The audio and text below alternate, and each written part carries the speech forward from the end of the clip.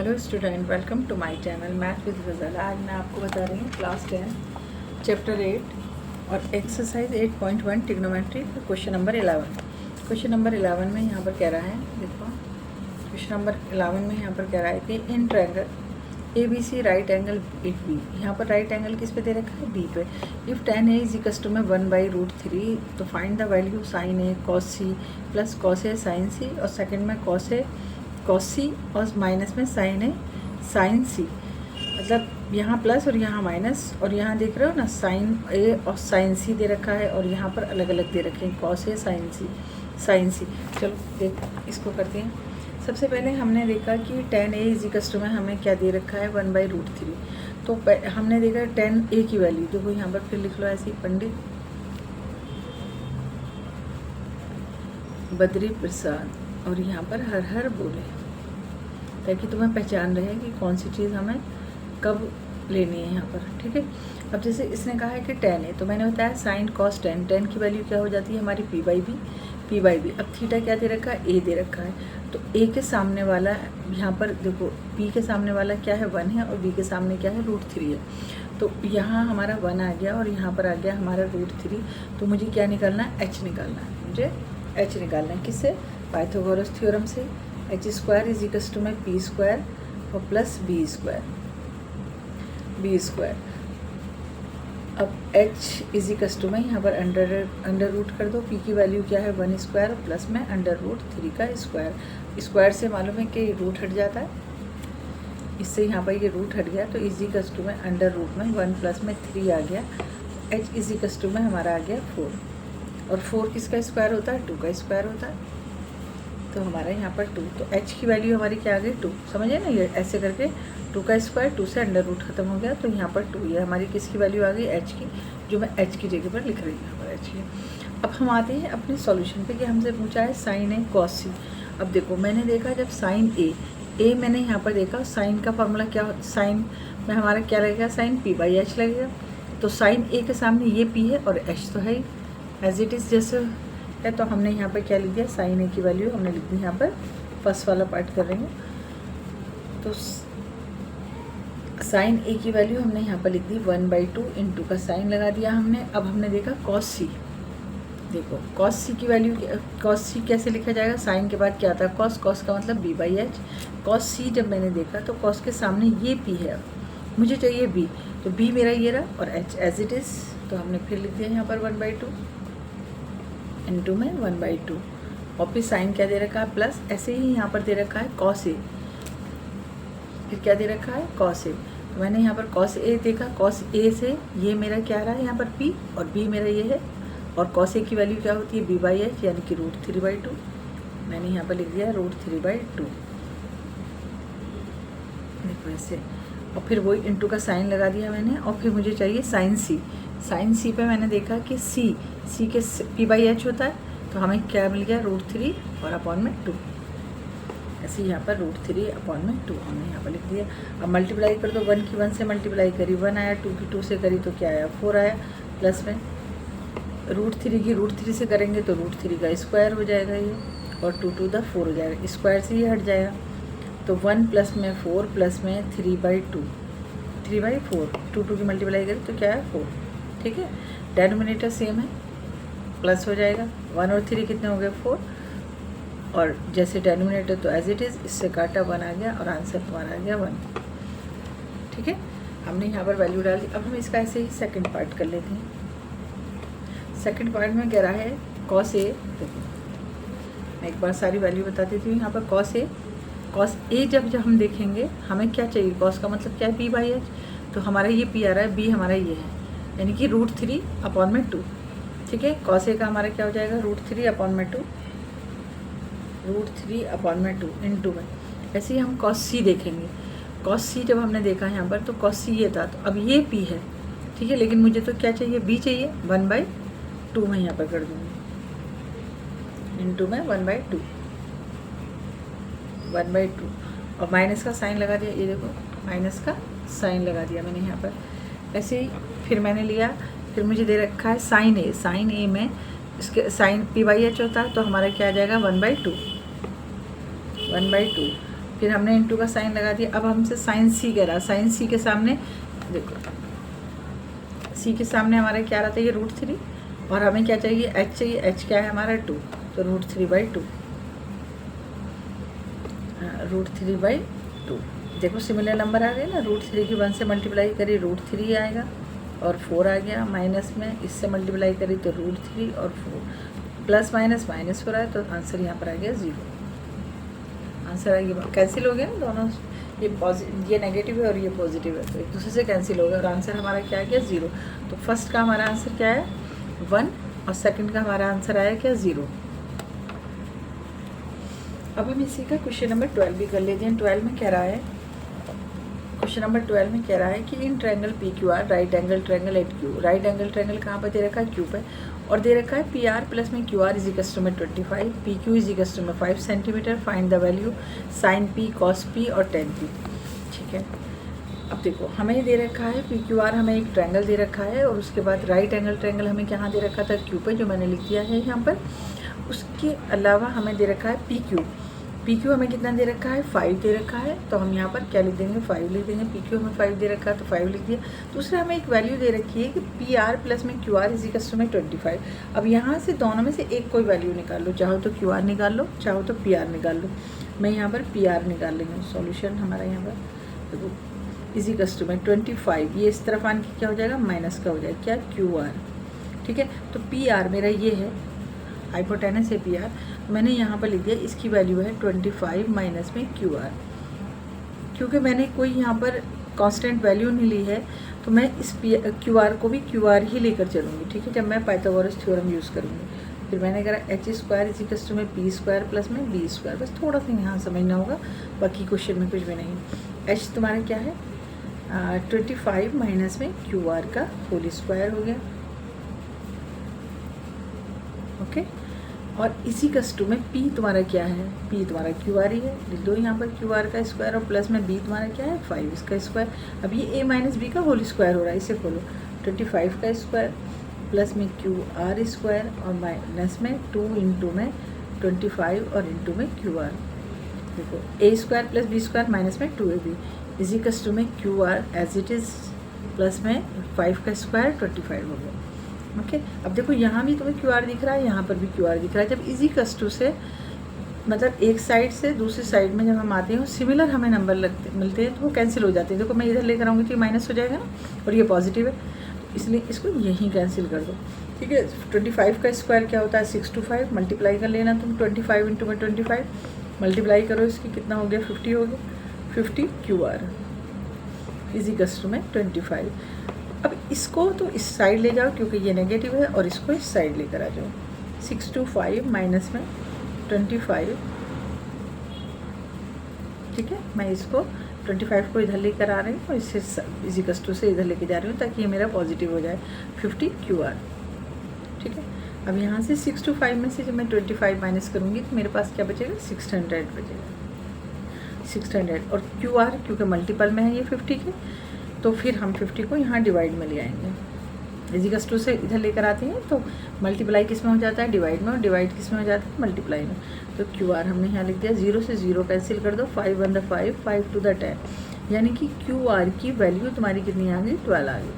ठीक है, अब हम ट्रायंगल में इसको सेट कर दें। पहले देखो, पहले तो हम यहाँ करते हैं कि 25 माइनस में 12, क्योंकि QR 12 आया तो ये हमारा हाइपोटेनस कितना आ गया 13, इजिकल्स टू 13 आ गया। ऐसे यहाँ पर QR की वैल्यू कितनी आई है 12 आ गई। अब मुझसे पूछा है कि साइन P कॉस P और टेन P। देखो जब मैं P मेरा थीटा है, मैं साइन की बात करूँगी यहाँ पर, यहाँ ही लिख देती हूँ। जब मैंने साइन देखा, साइन P इजिकल्स टू में हमारा क्या होगा P/H होगा, है ना।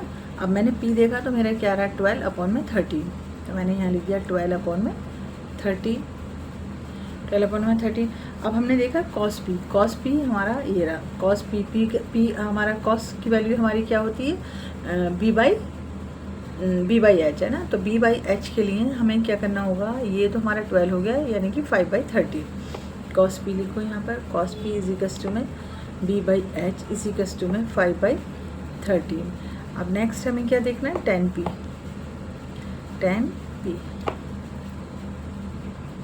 Equals to P/B p/b। अब मैंने p देखा तो मेरा p ये रहा 12 और b हमारा क्या हो गया 5 हो गया, यानी कि हमारा आ गया 12/5। तो हमने तीनों की वैल्यू निकाल दी यहाँ पर। तो जो हमसे पूछा था sin p cos p और tan p, बस सबसे ज़्यादा जो ध्यान रखना है वो यहीं पर रखना है वैल्यू निकालने के लिए, क्योंकि हमारे पास ना तो QR है और ना हमारे पास PR है, लेकिन हमें उसने दे रखा है PR प्लस में QR इज इक्वल्स टू में 25। तो मैंने यहाँ से PR की वैल्यू निकाली, तुम QR की भी निकाल सकते थे, लेकिन ज़रा इससे निकाल लेते हैं तो थोड़ा क्वेश्चन ईजी हो जाता है। हाइपोटेनस एक साइड आ जाता है, उसे सॉल्व कर दिया और फिर हमने यहाँ पर QR की वैल्यू हमने निकाल ली यहाँ पर कितनी 12, और 12 में से यहाँ पे 25 में से माइनस कर दिया तो 13 आ गया और ये 12 आ गया। अब हम इसी का ही क्वेश्चन नंबर 13 कर लेते हैं, जिसमें ट्रू फॉल्स दे रखी है। क्या दे रखा है? ट्रू फॉल्स दे रखी है। ट्रू फॉल्स थोड़े से समझने होंगे। जैसे ये कहा है कि state the whether the following are the true और फॉल्स, जस्टिफाई और आंसर, यानी कि ट्रू और फॉल्स भी बताओ और अपने आंसर से जस्टिफाई करो। पहले कहा उसने the value of tan a always less than 1। यहाँ पर इसने कहा है कि tan a की वैल्यू क्या हमेशा 1 से कम होगी? फर्स्ट वाला लेस देन 1 क्या हमेशा 1 से कम होगी? तो हम इसको यहाँ पर देखते हैं। अब मान लो हमें यहाँ पर एक एंगल बनाया, हमने एक ट्रायंगल बनाया और ट्रायंगल करने में मैंने सोचा कि tan की जब बात करी जाती है तो हम सोचते हैं tan a is equals to में हमारा आता है p/b, यानी कि मुझे कोई वैल्यू ऐसी रखनी पड़ेगी यहाँ पर कि मैं ये समझ सकूँ कि 1 ही आएगा या 1 से कम आएगा। तो हमने एक बार लेट कर लिया, मान लो मैंने कहा कि p जो है मेरा 12 है और b जो है मेरा क्या है 5 है, b मेरा 5 है। अब इसको अगर मैं डिवाइड करूँ, मान लो मैं यहाँ पर p और b रख दूँगी, मान लो हमने यहाँ पर ट्रायंगल में 5 रखा और यहाँ पर हमने 12 रख दिया। तो अगर मेरी ये मतलब tan a की वैल्यू 12/5 है, इसको अगर हम डिवाइड करने लगे तो कितना आएगा? 5 टू द 10 आएगा, पॉइंट लगाओगे, 2 उतारोगे, 0 बढ़ा दोगे पॉइंट लगा के, 0 तो 5 4 द 20 यानी कि 2.4 आ गई, यानी कि tan की वैल्यू हमारी क्या आ गई? 2.4 आ गई, यानी 1 से ग्रेटर आ गई। किससे आ गई? 1 से ग्रेटर आ गई। कितनी आ गई? 2.4। लेकिन क्या हमेशा ऐसा ही होगा कि हमेशा ये ग्रेटर ही होगी? तो हमने कहा कि इसको रेसिप्रोकल कर देते हैं। मान लो इस बार हमें ऐसे अगर दे दिया p/b, ऐसे हमें दे दिया 5/12, तो ये तो 1 से भी कम जाएगी, है ना। जब मैं इसको डिवाइड करूँगी तो 0 पॉइंट समथिंग आएगी कुछ।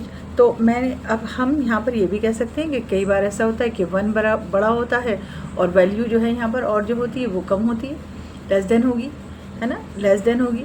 तो ऐसा नहीं है कि हर बार एग्जैक्ट हम सोचें कि 1 ही आएगी, लेस देन 1 ही आएगी, कभी कम भी आएगी और कभी ज़्यादा भी आएगी और कभी 1 भी आएगी, ठीक है। जब 1045 होता है तब मोस्टली इन दोनों की वैल्यू इक्वल आती है, ठीक है। तो हमारा ये पहला जो हमारा यहाँ पर है, तो उसने जो बताई लेस देन 1, तो ये हमारा क्या हो गया? फॉल्स हो गया, ठीक है। मैं यहाँ लिख देती हूँ, इसके जस्टिफाई करना था आंसर से, तो ये हमारा क्या हो गया? फॉल्स हो गया। अब सेकंड वाले में कह रहा है कि sec a is equals to में 12/5 for the some value of the angle a, है ना। तो यहाँ पर हमें बताना है कि ये sec की जो वैल्यू दे रखी है तो ये सही दे रखी है, तो हम यहाँ पर ऐसे ही इसको लिखते हैं। जैसे 12/5 हमने लिखा कि sec a की जब हम वैल्यू लिखेंगे, पहले हम यहाँ पर सेकेंड डालकर sec लिख देते हैं। sec a इसी कस्टम में हमें दे रखा है 12/5।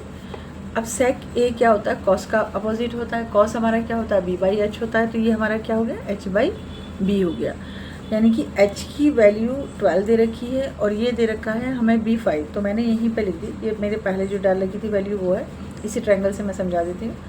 यहाँ पर हमने 12 डाल दिया और ये हमारा आ गया 5, ठीक है, h/b कर दिया। अब देखो, अगर तुम पाइथागोरस थ्योरम से इसको करोगे तो इसकी वैल्यू 12 से कम ही आएगी। जैसे तुम p निकालोगे यहाँ पर, इसकी 12 से कम ही आएगी। तो हमारा जो हाइपोटेनस वाली साइड हो रही है ये लॉन्गेस्ट साइड हो रही है। देख रहे हो ना, इन दोनों के मुकाबले क्या हो रही है? लॉन्गेस्ट हो रही है। तो हमेशा ये इन दोनों का सम ही तो इसके बराबर होता है। तो हम यहाँ पर कहेंगे कि ये ट्रू है। जो ये क्या है? ट्रू है। सेकंड पार्ट ट्रू क्यों है? क्योंकि इसमें वैल्यू सही दे रखी है। h हमारा ग्रेटर दे रखा है, किससे? b से और p से भी। तो ये हमारा क्या है? सही है, ये ट्रू है। तो हम लिख देंगे कि hypotenuse is the longest side. हम यहाँ पर लिख सकते हैं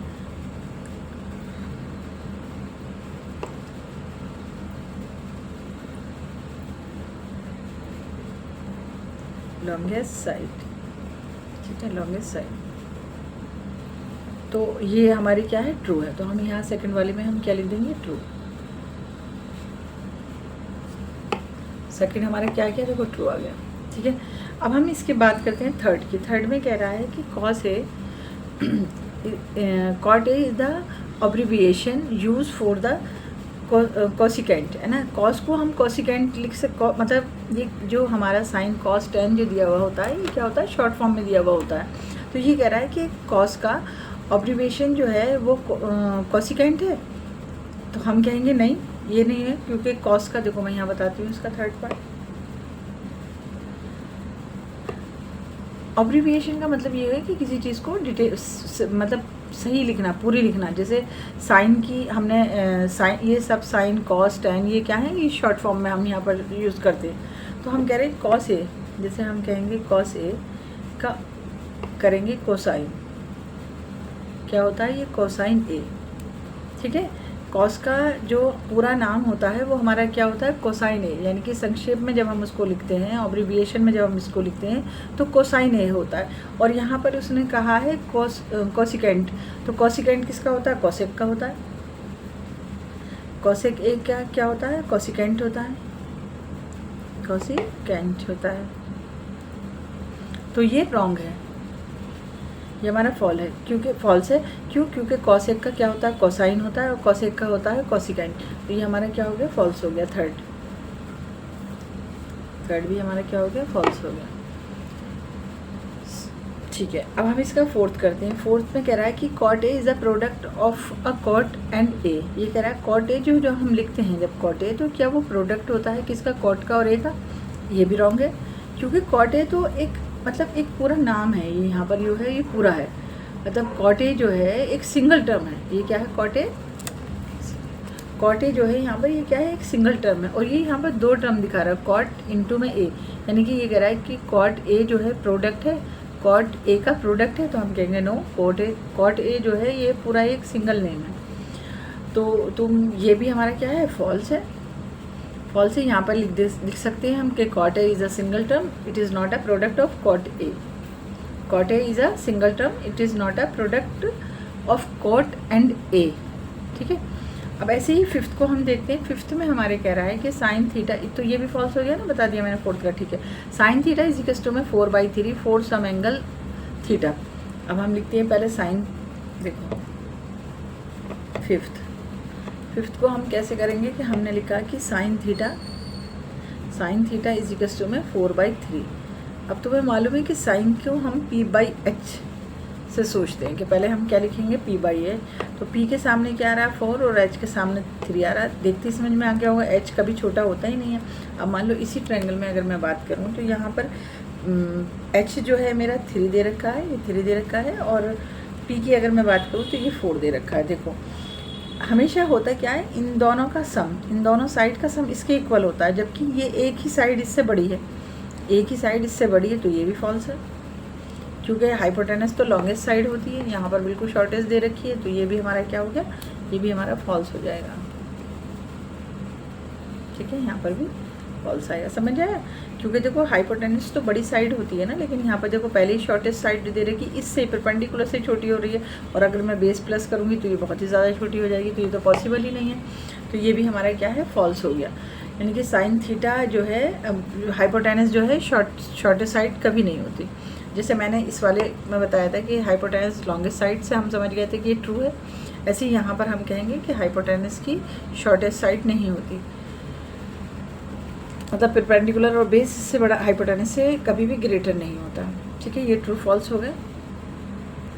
अब हम इसका करते हैं क्वेश्चन नंबर 14, ये इस एक्सरसाइज का लास्ट क्वेश्चन है। यहाँ पर कह रहा है कि if cosec a is equal to में 2 find the value of 1/tan a plus में sin a 1 प्लस में cos a। ठीक है, तो हमें दे रखा है यहाँ पर सॉल्यूशन, हम लिखते हैं कि cosec a is equal to में 2 दे रखा है। अब cosec a को हम कैसे, साइन का अपोजिट होता है, यानी कि h/p हो जाएगा। ये हमारा क्या हो जाएगा, h/p। अब देखो यहाँ पर डेनोमिनेटर में कुछ नहीं है, तो हम 1 लगा सकते हैं यहाँ पर इसको सॉल्व करने के लिए। तो h के सामने क्या आ रहा है, 2 आ रहा है, p के सामने हमारे क्या आ रहा है, 1 आ रहा है। तो अगर मैंने ये थीटा ले लिया, तो मेरा 1 यहाँ पर आ गया और 2 यहाँ पर आ गया, तो मुझे ये निकालना, बेस निकालना, मुझे क्या निकालना, बेस। तो हम यहाँ पर बेस निकालते हैं। h square is equals to में p square plus b square. ठीक है, डेनोमिनेटर में अगर कुछ हमें उसको फ्रैक्शन में लेना है तो हम यहाँ पर 1 लगा सकते हैं। h हमारा कितना है, 2 का स्क्वायर हो गया, इज इक्वल्स टू में p हमारा 1 स्क्वायर हो गया और प्लस में b स्क्वायर हो गया। इधर लिया 4 माइनस में 1 अंडर रूट कर दो इसको, इज इक्वल्स टू में b आ गया। तो हमारी b की वैल्यू कितनी आ गई, √3। ठीक है, 4 में से बन गया √3 और √3 अंडर रूट में ही रहेगा क्योंकि ये किसी का भी स्क्वायर नहीं है, तो b आ गया हमारा √3। अब हमसे कहा है कि फाइंड द वैल्यू 1/10 प्लस में साइन है। अब हम वैल्यू डालते हैं 1/10 की वैल्यू क्या होती है, p/b। जब मैं थीटा के बारे में थीटा सोच रही हूँ, हाँ यहाँ थीटा a होगा, ठीक है, a लिख लेना, जो थीटा गिवन होता है वही लिखना चाहिए। अगर हम a के बारे में सोच रहे हैं तो p/b यानी कि p और b 1/√3 तो हम यहाँ पर लिखा हमने 1/√3। अच्छा 1 तो ऊपर दे रखा है ना 1/√3, ये 1 था यहाँ पर। तो सॉल्व मुझे क्या करना है, ये करना है 1 और 10 की वैल्यू मैंने क्या डाल दी, 1/√3 डाल दी। 10 की वैल्यू 1/√3 प्लस फिर साइन दे रखा है, साइन की वैल्यू क्या होती है, p/h, साइन की वैल्यू p/h। अब मैंने a देखा तो ये p और ये h यानी कि 1/2। ठीक है, पे दे रखा है 1 प्लस में कॉस है, 1 लिखा, कॉस की वैल्यू डाली हमने, कॉस की वैल्यू क्या होगी हमारी b/h। अब हमने इसको यहाँ पर भी देखो ये a है, ठीक है, a इसको सही लिखना b/h। अब देखो a के सामने हमारा ये क्या हो रहा है, p हो रहा है और मुझे चाहिए b और h यानी कि √3/2। तो यहाँ पर मेरा क्या आ गया, √3/2। देखो अब यहाँ हम इसको सॉल्व करते हैं। यहाँ थोड़ा सा ध्यान देना, जैसे मैंने कहा कि 1 और 1/√3 प्लस में 1/2 और यहाँ देखो 2 यहाँ चला जाएगा, फ्रैक्शन में है, ये फ्रैक्शन में है तो एलसीएम लेना पड़ेगा। तो 2 ले लिया, 2 1 2 और प्लस में √3 और अपॉन में 2। अब इसे रेसिप्रोकल कर दो इन दोनों को, ठीक है। 1 के नीचे 1 था, इनटू में √3/1 ऐसे आ गया, प्लस में 1/2 इंटू में 2/2 प्लस में √3, 2 डिजिट है तो ब्रैकेट बना दो, ठीक है। 2 से 2 को कैंसिल करो और यहाँ पर ये सबसे मल्टीप्लाई हो गई, क्या बन रह गया तुम्हारे पास √3 प्लस में, और यहाँ पर क्या रह गया 1/2 प्लस में √3। अब देखो क्या करना होगा, अब यहाँ पर ये प्लस में √3 है तो मैं इसको मतलब एलसीएम ले लूँगी यहाँ पर, ऐसे कैसे 2√3, 2 प्लस में √3। देखो 1 से मल्टीप्लाई करूँगी, डिवाइड करूँगी तो यही आना है, और फिर मल्टीप्लाई मैं किससे कर दूँगी, √3 से, √3 और 2 प्लस में √3 ऐसे लिख लो। √3 से √3 कैंसिल 1 आएगा और 1 से 1 की मल्टीप्लाई करूँगी तो 1 ही होगा, इजिकल्स टू। अब मल्टीप्लाई करो, 2√3 आ गया प्लस में √3 की √3 से मल्टीप्लाई, देखो फिर एक बार देखो, √3 से √3 कैंसिल, मतलब डिवाइड करा तो 1 आया और 1 की 1 से मल्टीप्लाई करी तो 1 ही आया। अब मैं यहाँ पर मल्टीप्लाई कर रही हूँ, √3 की 2 से मल्टीप्लाई करूँगी तो 2√3 हो जाएगा, और √3 की √3 से मल्टीप्लाई करते हैं तो हमारा क्या आ जाता है, √3 का स्क्वायर, और यहाँ से ये कैंसिल हो जाता है। तो नीचे आ गया हमारा डेनोमिनेटर में 2 प्लस में √3, और ये हमारा +1 यहाँ एज इट इज़ ये चल ही रहा है। अब हम क्या करेंगे, इसको देखो मैं थोड़ा सा इधर लिखती हूँ, देखो 2√3 प्लस में 3 प्लस में 1 ये आ रहा है हमारा, तो 3 और 1 कितने हो जाएंगे, 4 हो जाएंगे। तो 2√3 प्लस में 4 और अपॉन में 2 प्लस में √3 ये आ गया। अब देखो कुछ सॉल्व नहीं हो रहा, कुछ मैं ना कॉमन ले सकती हूँ इसमें, यहाँ पर ना कुछ और कर सकती हूँ, तो मुझे रैशनलाइज करना पड़ेगा। जब भी मुझे रूट नीचे नज़र आती है तो हम उसको ऊपर हो, मतलब ये जो अंडर रूट में नंबर होता है उसको रैशनलाइज किया जा सकता है, और जब ये ऊपर जाएगा तो इसका साइन बदल जाता है रैशनलाइज जब हम करते हैं। तो ये आ गया ऐसे 2 माइनस में √3, ब्रैकेट बना दो ऐसे करके ऐसे, और यहाँ पर भी ब्रैकेट, ठीक है। अब मल्टीप्लाई करो पहले इसकी, 2√3 की यहाँ से मल्टीप्लाई करोगे तो कितना हो जाएगा 4√3, फिर यहाँ पर इससे मल्टीप्लाई करोगे तो कैसे आ जाएगा 2, और √3 की √3 से मल्टीप्लाई होगी तो ये 3 बन जाएगा, और ये 2 है तो यहाँ पर आ जाएगा कितना -6, प्लस में अब हम 4 की कर रहे हैं, 4 to the 8 माइनस में 4√3। बच्चों ये समझ में आ रहा है ना, जैसे मैंने यहाँ पर ये करा कि 2√3 है, तो 2 इंटू में √3 इंटू में √3 मैंने ऐसे लिया। तो ये रूट देखो, जब मैंने √3 की √3 से मल्टीप्लाई करी तो ये √3 का स्क्वायर हो गया और 3 बचा, मतलब ऐसे आ गया 2 इंटू में √3 का स्क्वायर, यहाँ से कैंसिल और 2 3 था 6 है ना, ये जो 6 आया। ठीक है, आगे बढ़ते हैं हम। और हमारा नीचे हमें तो फार्मूला मिल ही रहा है, ए प्लस में भी और ए माइनस में भी, यानी कि 2 स्क्वायर और माइनस में √3 का स्क्वायर, कैंसिल करो इसको यहाँ से। अब यहाँ देखो, ये प्लस का 4√3 है और ये माइनस का 4√3 है, कैंसिल। और -6 और +8 कितना बचा, 2, और यहाँ पर 4 देखो 2, और यहाँ पर क्या आ गया 4 माइनस में 3, तो 2/1, और 1 से डिवाइड करा तो तुम्हारा आंसर आ गया 2। थोड़ा सा ध्यान देना होगा इस क्वेश्चन में। ठीक है, हमने यहाँ पर क्या करा, रेशनलाइज कर दिया। रेशनलाइज क्यों करा, क्योंकि अंडर रूट था, कोई सॉल्यूशन मिल नहीं रहा था, तो हमने यहाँ पर इसको रेशनलाइज कर दिया। अच्छा, ये 2√3 हो गया, यहाँ पर नहीं, यहाँ रेशनलाइज हमने यहाँ पर कर दिया। यहाँ पर हमने एलसीएम लिया था, देखो यहाँ से मैंने मल्टीप्लाई करी थी, 2 की इससे करी थी, तो ये कितना हो गया था, 2√3 हो गया था, और √3 से √3 की मल्टीप्लाई करी तो 3 आ गया था, और ये 1 यहाँ पर चल रहा था, तो मेरा ऐसे बन गया था यहाँ पर 2√3 + 4 और अपॉन में 2 प्लस में √3। तब मैंने यहाँ पर रेशनलाइज करा। रेशनलाइज करते हैं तो साइन बदल जाता है, ये माइनस का हो गया, पॉजिटिव था तो नेगेटिव हो गया, और फिर हमने इसको यहाँ पर मल्टीप्लाई कर दी इन दोनों की, और ये a + b a - b का होल स्क्वायर होकर हमें यहाँ पर मिल गया, सब कैंसिल, और आंसर आ गया हमारा 2 रूट। ध्यान से इस क्वेश्चन को करना, अच्छा क्वेश्चन है।